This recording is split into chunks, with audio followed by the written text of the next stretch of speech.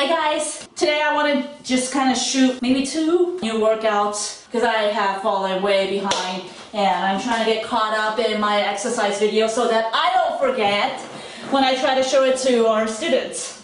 So today's exercise that I'll be covering is called the Hopscotch Burpees. Number 1. There's 2 versions of Hopscotch Burpees that I have incorporated in my workout. Okay, so the first one is version A, and that's called the walk up. So, if you remember when you were a kid, I don't know if you did this, I was doing some hopscotch with my daughter. I was showing her how to do this, and this is what inspired me to do this workout. Let me just bring this down so you can see my footwork here. My awesome footwork. Okay, so, if whatever side you're going to do your hopscotch first is the side that you're going to use for your walk-ups, okay? So just remember, I'm going to start with my left. So, you're doing 2 hops and out. Now, we're going to walk up with our left leg, left hand, walk up into a plank, and you're going to do a push-up. And come back. Now, we're going to do hopscotch with our right leg. 1, 2, and then we're going to do the same thing. Hopscotch burpees. Okay, those are fun, and it's a really good way for you to build up your upper body strength because you're walking up to your push-up, and just doing burpees itself can be boring or too intense for some people. Doing the hopscotch kind of gives it a break, okay, but it times you so that you make yourself go. So that's version A. Then we're going to move on to the seated side twist, which is your core exercise. It's your standard where you kind of lift your leg and you do side to side. You know, you take the medicine ball if you need a challenge, but you don't really need it. This is enough. So you engage your core, lean back, and lift your leg, and just twist out. Each time you go to the right, count it as 1. Okay, hopscotch burpees B, explosion, number 3. So, this one is a lot more fun. So we're doing the same thing, we're doing the hopscotch. Then what we're gonna do is, from here, I gotta move up a little bit. Okay, from here, and you wanna jump right into the plank. Okay, and then do the push up. And then come up, and then right into 1.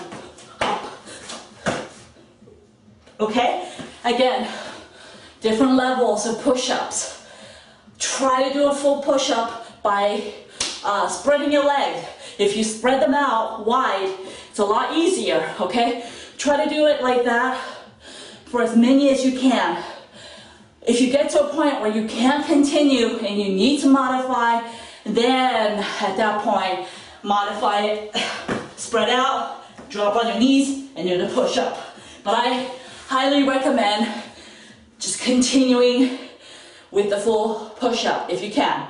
Now if you have lower back problems or some injuries, then obviously you're going to need to modify it, okay? So, but jot that down. Put that in your comments in the end, like if you had to modify it, because that, you know, that's going to determine, like even if you got 15 of them, what good is it if you had to modify it, right? And you didn't write it down. If you wrote it down, then at least you know. Okay? So, knee hug hip raises. This is another tough one if you're doing it correctly. It's very easy to cheat, very easy to use your momentum, but that's not what this is about, okay? You want to make sure, okay, we're doing the knee hugs, but we're keeping the knee straight out like this for this exercise. And what you're going to do is you're going to do the knee hug using your core, okay? You're going to come up and then bring it down and then hip raises. All using your core. We are not bouncing up and down. We are not using momentum to throw ourselves up. We're going to engage our core and try to bring it back up and bring it down, vertebrae to vertebrae, lift up, and then go back up.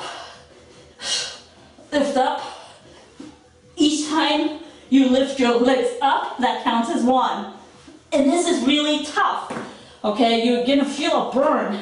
If you don't, then you haven't found the right way to do it, okay? So play around with that a little bit. I've seen,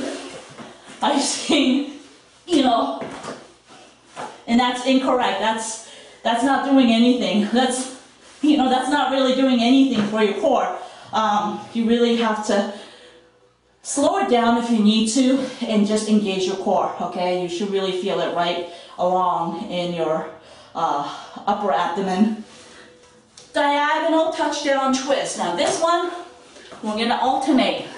So, legs are a little more than shoulder width apart. We're going to squat down and we're going to reach up, pretend like we have an imaginary ball. My feet are not moving, okay? My feet are still pointing forward. I'm not doing this. Just your upper torso needs to twist out. It's a stretch. And then we're gonna come back down, squat.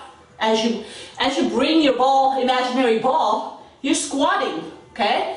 Then you wanna come back to the other side and then go the other way. And then come back down. And then go the other way, okay? Watch the knee. Just looks like this. You want to make sure that your back is aligned straight and you just pull yourself up.